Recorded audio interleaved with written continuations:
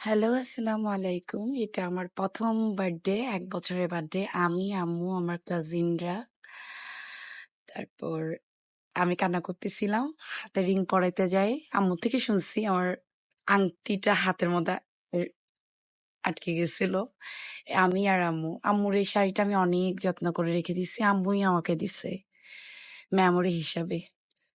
তো এই যে আমি আম্মু, আম্মুকে অনেক ভালোবাসি। আম্মুর কারণে মহান আল্লাহ তাআলার কারণে আমার বাবা-মার কারণে আমি দুনিয়াতে আসা।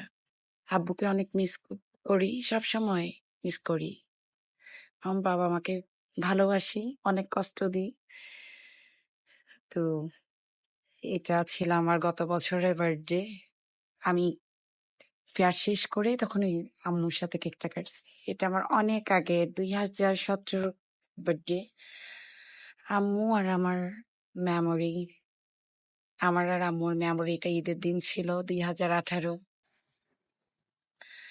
এটা ছিল গত বছর ঈদের মেমোরি, আম্মু আর আমি। আলহামদুলিল্লাহ এই বছরও আমার বার্থডে ঈদের থার্ড ডে তে ছিল। আলহামদুলিল্লাহ, আলহামদুলিল্লাহ, আলহামদুলিল্লাহ, আলহামদুলিল্লাহ, দিনটা অনেক ভালো গেছে। আমি সিক, তারপরে অনেক ভালো কাটলো দিনটা, আলহামদুলিল্লাহ। একটু ঢং করলাম। এইটা হলো আমার ঈদ প্লাস বার্থডে, 19 জুন। তো একটু ঢং করলাম, রিলস করলাম। লাইফে ঢং করা ছাড়া কি চলে?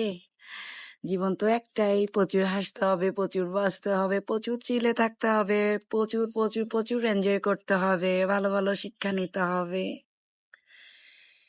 থ্যাংক ইউ সো মাচ আমার বার্থডেতে যারা যারা আমাকে উইশ করেছেন, আমাকে ভালোবাসেন। থ্যাংক ইউ নীলম, আপুকে এত সুন্দর আমার দিনটা টাইম স্পেন্ড করার জন্য আপুর সাথে। Love you so much Nilam. তো আমি ভালোবাসি আমার ভালোবাসার সব মানুষগুলাকে। এই তো আগের দিন 12টা 1 মিনিটে একটু ঢং করতেছিলাম। Happy birthday to me, I love you to me. সবাই আমার জন্য দোয়া করবেন। আমিও সবার জন্য দোয়া করি, সবাইকে ভালোবাসি।